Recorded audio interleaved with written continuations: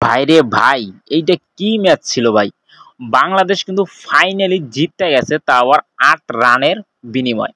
কিন্তু এই ম্যাচটা দেখতে যাইয়া ভাই বুক যে এত পরিমাণে ব্যথা করতেছিল, শুধুমাত্র ভাই বিশ্বাস করবেন না, লাস্টের ওভারে যখন ২ টা তাসকিন ছক্কা খাইছে এবং কি যখন মুস্তাফিজুরের হাত থেকে রান আউটটা মিস গেছে ভাই, তখন বিশ্বাস করবেন কিনা, যদি আমার সত্যি হার্টের যদি অবস্থা খারাপ থাকতো, আজকের আমি নির্ঘাত, মানে আজকের আর নির্ঘাত কি হার্ট ফেল হইতো, আমি স্ট্রোক করতাম।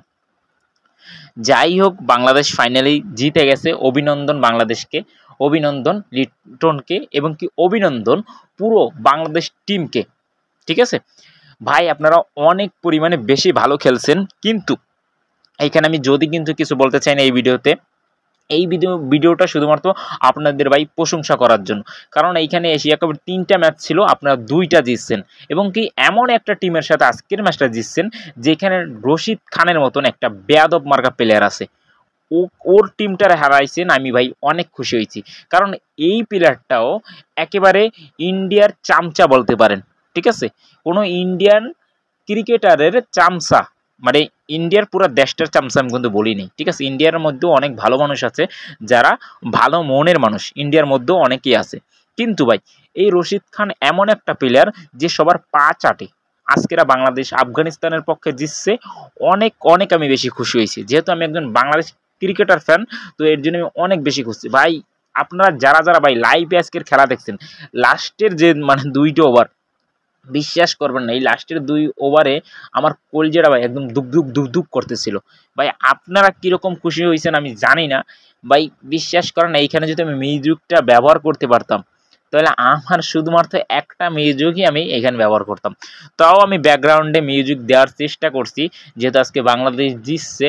আর এশিয়া কাপের মতো মঞ্চে ২টা ম্যাচ জিতছে, ৩টা ম্যাচের ২টা জিতে গেছে এবং কি ভাই এখন এশিয়া কাপের সুপার 4-এ খেলুক বা না খেলুক, আমার এতে কোনো আফসোস নাই, এটা সত্যি কথা। কারণ কি ভাই, এখন এটা সমীকরণের ব্যাপার যে বাংলাদেশ আসলে কি ৩টা ম্যাচের ৩টাই জেতার একটা, এটা একটু টাফ বিষয়, কারণ কি মানুষ বলতেই খারাপ খেলবে, এটা স্বাভাবিক।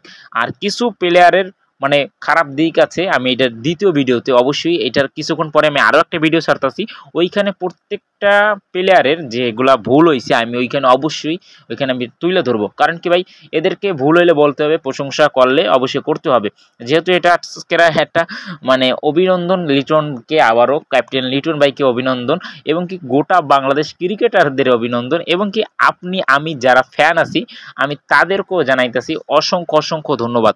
কারণ হাজারো দিন শেষে যতই আপনি গালি দেন, যতই আপনি বাংলাদেশ ক্রিকেটটাকে ঘৃণা করতে চান, কিন্তু ওই ক্রিকেটটা একদম প্রেমিকার মতন। ঠিক আছে, আপনি তারে ছাড়তে চাইলেও ছাড়তে পারবেন না, নিজের বউর মতন।